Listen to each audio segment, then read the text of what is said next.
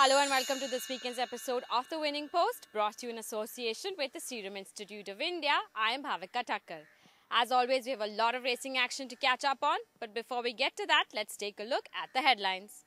We start off in Hyderabad with a review of the Group 3 Fillies Championship Stakes, followed by the Colts Championship Stakes.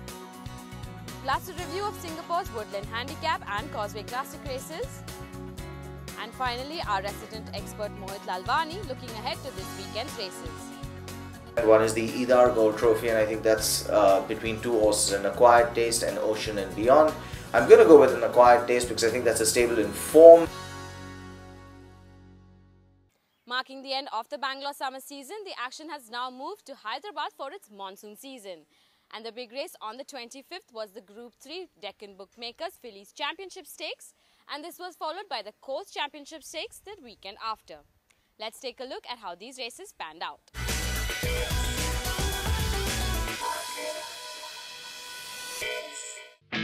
The Group 3 Fillies Championship Stakes on the 25th of August saw 9 fillies enter the parade ring for the contest to be run over a trip of 1600 meters.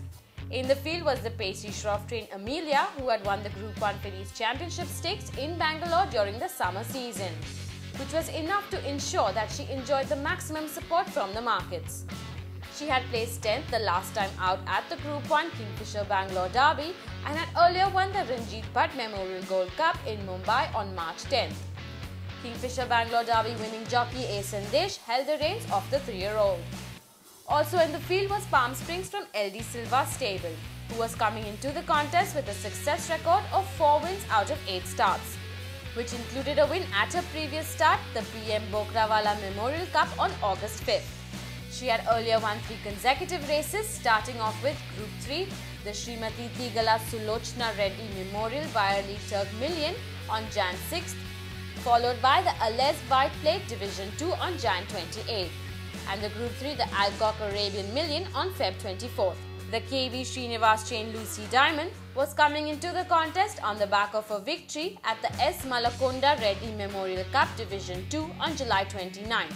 She boasted a win on debut at the Cordon Rouge Plate on December 2nd and had later placed second in 2 consecutive races at the Group 3 the Srimati Tigala Sulochna Reddy Memorial Byerly Turk Million on Jan 6th, as well as the Group 3 the Whip Stud Godolphin Barb Million on Feb 17th. Amelia turning to be emerging victorious by about 3 in front of Palm Springs, followed by Lucy Diamond. Then came Magical Spell, followed by Apparition. Then it was Roses in Bloom, followed by Beauty is Truth. Second last, Ancillary, and last to pull up was Dancing in the Rain. Amelia gave the crowds what they came for as she stormed home to win in a timing of 139.69, with Palm Springs and Lucy Diamond taking the 2nd and 3rd spots respectively, while Magical Spell came in 4th. The daughter of Multidimensional has taken her earnings to over 55 lakh rupees with this win.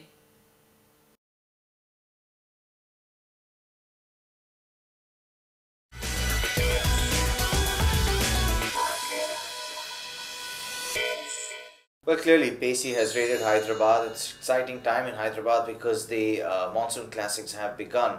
First of all, Amelia in the Fillies trial, I think in the 1000 guineas, if ever, according to me, there was a racing certainty, and I certainly thought so because I had money on her, it was Amelia. I think her entire line coming in from Bangalore was just too strong to ignore, and there really wasn't going to be anything that caught her. She's really developing into a top candidate for the Indian 1000 guineas. I think Pacey has realized that. He's raided the south with her in Hyderabad. I'm not sure where he'll run her next, but I think he'll look after her till the Indian 1000 guineas, where I have to say she is the leading contender at this point in time.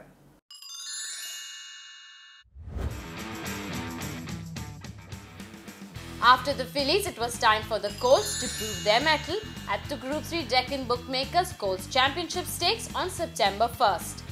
8 3-year-old Colts lined up for the contest to be run over a trip of 1600 meters.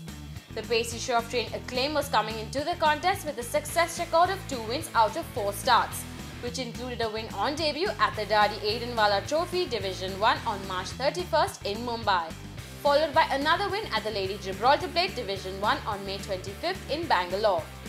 He had placed second at the Group 1 Colts Championship Stakes on June 23rd in Bangalore before running 5th at the Group 1 Kingfisher Bangalore Derby on July 14. Trevor Patel held the reins of the bay-coloured colt. Czar of Romance from trainer S. Dominic stable was coming into the contest with a success record of 3 wins out of 6 starts, which included a win on debut at the December Plate Division 1 on December 8, 2012 in Bangalore, and had later run 11th at the Group 1 Kingfisher Bangalore Derby 2013 on July 14. The colt was looking to improve on his disappointing finishes with jockey A. Imran Khan riding him. The LBR Deshmukh trained fastest finger was another who could not be counted out. The colt was coming into the contest on the back of a win at the Vanaparthi Cup on August 11th here. He had earlier placed 3rd at the Rich Liu Plate on June 22nd before running a disappointing 13th at the Group 1 Kingfisher Bangalore Derby, and had P.S. Chauhan comes with the scintillating run on the outside, and it's going to be Acclaim from Czar of Romance. Acclaimed lift Colts Championship. So Acclaimed the winner by a length in front of Czar of Romance, followed by Fastest Finger. Acclaim reigned supreme as he charged home to win in a timing of 138.34, with Czar of Romance following a quarter of a length behind him and Fastest Finger falling behind him by a head. Acclaimed is by burden of proof from Al Nasreya and has earned his connections over 42 lakh rupees till date.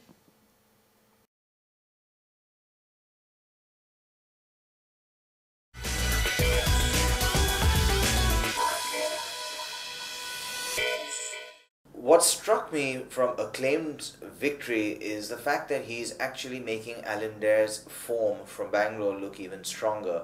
He was always highly thought of, and they actually thought he'd run a very big race in the Bangalore Derby where Alan Dare actually donkey licked them. That form from that Bangalore Derby from Alan Dare's line is actually looking extremely solid, and Acclaimed has proven that that form is holding, despite the fact that I thought he got into a bit of traffic trouble. He just had to extract himself from a bit of an awkward position before he came out and proved he was the best. I think Trevor's arms went up more in relief than in joy when the winning post came to him first. It's time now for us to slip into a short break, but do come back as on the other side we move to Singapore to bring you races from Kranji Racecourse.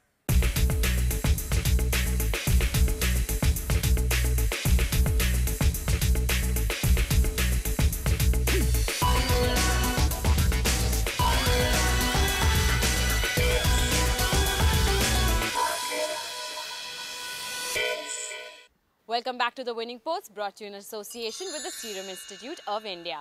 Let's move right along and head straight to Singapore as we bring you a review of the Group 3 Woodlands Handicap, and we follow that up with the Group 3 Causeway Classic Stakes.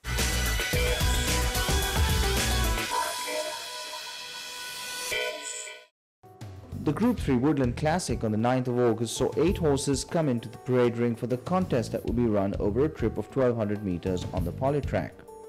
The Patshaw trained Daviday was coming into this race with a success record of 5 wins from 24 starts, including a win at his previous start, the Kranji Stakes C, on the 12th of July. He had earlier placed second in the Elders Cup Class 3 on the 2nd of June before running third in the Open Benchmark 83 on the 14th of June. However, he was a horse who had an interesting story behind him and had Baron Voster partnering him. The Laurie Laxon trained Hooker Falls was coming into the fray with a success record of 8 wins from 11 starts, no mean task. He had placed 4th last time out in the Singapore 3-year-old sprint on the 31st of March and found the maximum share of support from the markets. The Alvin Tan trained Speedy Cat was another with good chance here. He too enjoyed a fair share of the crowd support and was looking to improve on his 3rd place finish in the Group 3 Paititi Gold Trophy on the 14th of July with Nunez on board. And now they're away in the Woodlands Handicap, and Speedy Cat, one of the worst away, settling a fair way back at the moment. And away nicely here, the big chestnut and favourite. Hooker Falls on the outside. Daviday begins okay. Then Speedy Cat, who's getting up behind them, although he's just being shuffled back as Rapido Star in the pink goes forward. Then Texan take over in that bunch as well. Excavator, Sichuan Ruler, and also Great Light, and Speedy Cat in the white and light blue colours over near the inside. But it's Hooker Falls. He went to the front at around the 750 metres. He leads out from Rapido Star on the outside second. 2 lengths away Davide, then Sichuan Ruler, Texan Takeover out wide, being followed further back then by Speedy Cat, who's over on the rails, Excavator and also Great Light, the last two. So Speedy Cat is about 5 lengths off Hooker Falls, who sails along, and he's going smoothly first up from a break. Beasley hasn't really moved on Hooker Falls. He's out a length and a half in front. Rapido Star, Speedy Cat making ground on the inside, and then Davide, Sichuan Ruler and Texan Takeover coming down the outside, but it's Hooker Falls who led in the Woodlands Handicap. He's out by 2. Speedy Cat is starting to make ground. Davide, Rapido Star battling away. Hooker Falls, he's just about out on his feet here. Speedy Cat and Davide are coming at him. It's Hooker Falls. Davide's driving at him with Speedy Cat close to the line, and Davide's going to win it. The most important thing is towards the end of last year when he lost this horse, he had a very bad pneumonia, pleural pneumonia, and the strike rate for horses to come back and ever be racehorses is minimal, and to come back and perform at this level is sort of just it's an unbelievable feat. And you know, we've got to say a big thanks to the vets. I've said it last time when he won, but got to say again a big thanks to the vets for helping us get through with this horse. And it's just, this is what it's all about. You know, you wake up in the mornings and you try and win these big races, and you get these type of horses that have got the guts to do it, and it's great. It's fantastic. He gave me a great ride. Yeah, I mean, you saw his barrier trial within a week, and he's really sort of improved, and he's felt very good in himself. And I mean, from the barrier, it was a big help as well. I got a great lead from the big horse on the outside, and I made sure I was getting off the fence coming to him for home, that, you know, he's got space to extend when he needed to. And when I asked him the question, he kept on digging, and when they came back to me, he just found a little bit extra at the finish. So I mean, great credit to him. He really won a good race, and good luck to Fred. It's been a while since they had a trophy, but yeah, it's nice to get some big ones from him again. Davide was the horse who reigned supreme, and he charged home to win in a timing of 1:11.44, with Hooker Falls and Speedy Cat following him. Davide, who's defied all odds and showed tremendous courage, is by a line out of Diamond Lady and has won his connections over 400,000 Singapore dollars till date. The Group 3 Causeway Classic Stakes for thoroughbreds aged 3 years old and older on the 16th of August attracted 8 horses into the parade ring for a contest that would be run over 1800 meters on the poly track. Patshaw's Charge Cannon Hill came into this contest with a success record of 4 wins from 19 starts, which included a win on his previous start, the Open Benchmark 74, on the 21st of July. The 5-year-old had Baron Voster on his back. Joining him in the lineup was Steve Burgess trained Illuminado, who was looking to improve on his disappointing finish in the Class 2 over 1400 meters on the 23rd of June. He would be ridden by Matthew Kennedy and was looking to get back to his winning form from earlier this year. The HK Town trained It Is What It Is was coming into this contest on the back of a 3rd place finish. That was in the Class 3 on the 8th of August, and he had previously won the Kranji Stakes C on the 14th of June. With Manuel Nunes on board, it wasn't surprising that he was well supported. With the field all ready to run, the starter set them off. Racing in the Causeway Classic, and Flying Fulton began really well out wide along with Ready to Strike. Good Pack being heeled up by Munro to go forward, and scrubbed along on the inside. Fat Kid's going to cause a bit of damage in the early part by the looks, because he's going to hold them all at bay as they go into the first corner. So Flying Fulton's going to be posted 3 wide. He goes up at the lead. Good Pack 1 off the fence. Over on the inside, Fat Kid, who now eases off.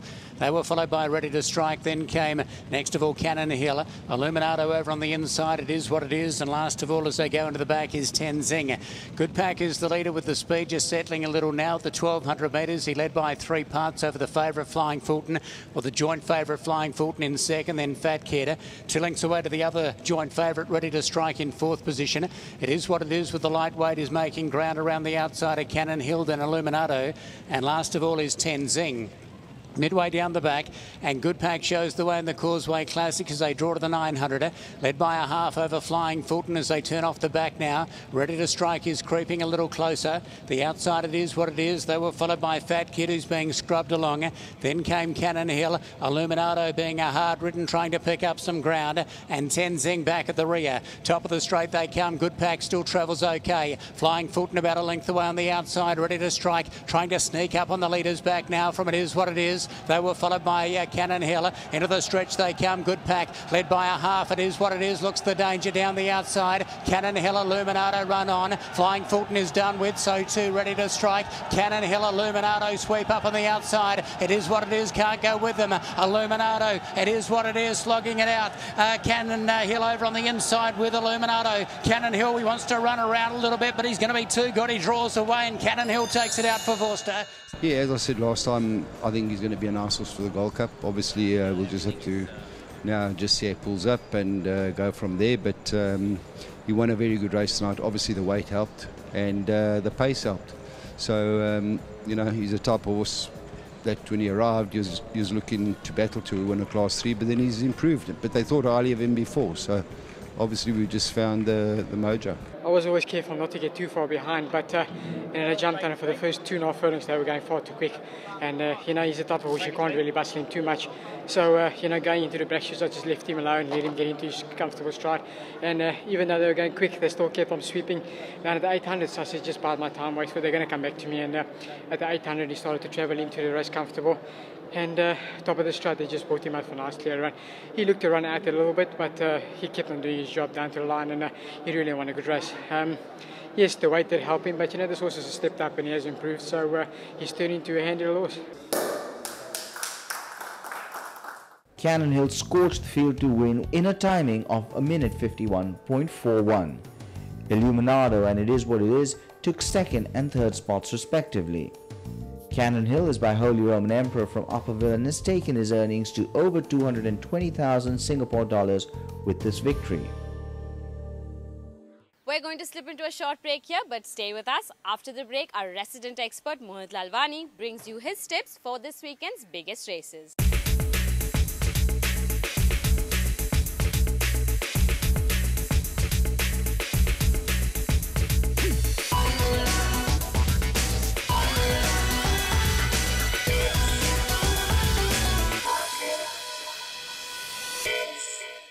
Welcome back to the Winning Post, brought to you in association with the Serum Institute of India. This weekend's racing calendar is jam-packed with races in India and England. Our expert Mohit Lalvani is here to bring you all you need to know.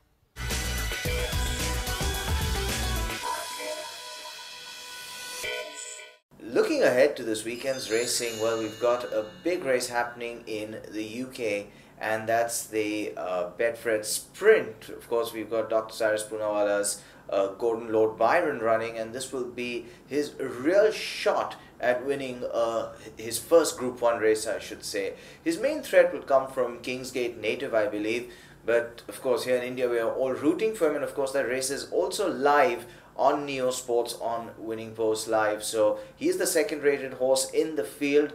Ryan Moore will be riding him, and well, let's hope for the best. I think he's going to run a big race. He's the horse in form, but I think his danger will come from Kingsgate Native, who won the Dali July Cup and is in very good form himself. Final furlong, and it's Ansgar over on the far side, the leader. Littermore makes ground the near side. Gordon Lord Barden between horses, racing inside the last 150 yards now. Littermore on the near side of Ansgar, in between them Gordon Lord Barden racing up towards the finish. It's a head bobber. Gordon Lord Barden will get there. Over in Pune, we've got two group races this weekend. One is the Idar Gold Trophy, and I think that's between two horses, An Acquired Taste and Ocean and Beyond. I'm going to go with An Acquired Taste because I think that's a stable in form. The owner's luck is running, the colours are doing really well, and this horse has won well last time. So for me, it's An Acquired Taste who's going to be the horse to beat in the Idar Gold Trophy. But Field Marshal still the leader by about length in front. Panamera and Acquired Taste, the one which is looking good on the outside, and comes and takes over running is An Acquired Taste by about a length and a half in front of Panamera. Ocean and Beyond is the one which has been allowed to task on the outside. Then comes Field Marshal, but An Acquired Taste is going to lift the Chief Justice Cup from Panamera, finishing on second. Ocean and Beyond. In the Southern Command, I think what we've seen in Neona's last run is something I've always believed. I've always believed that Neona's a miler. I thought she should have been the winner of the Indian 1000 Guineas last year, which Vijay's Pride won. I thought she was allowed to run too free, and in the Bombay Straight she got caught. In her last start, which was over 9 furlongs in the Fillies and Mares, we saw her running on from behind, and if they ride her the same way, I think she's going to be a really top contender here. Her danger will come from Pacey Shroff's horse Storm tracker, who according to me is one of the best milers in India. He did last time, but I just believe he's one of the best milers in the country. But I think we're seeing the best of Neona now because she's being ridden differently. That brings us to the end of this week's episode, but do remember you can catch more of the winning post on our YouTube channel as well as on our Facebook page. You can also follow @Mohit Lalvani on Twitter for race day tips and more. We'll see you next week, and until then, as always, may the horse be with you.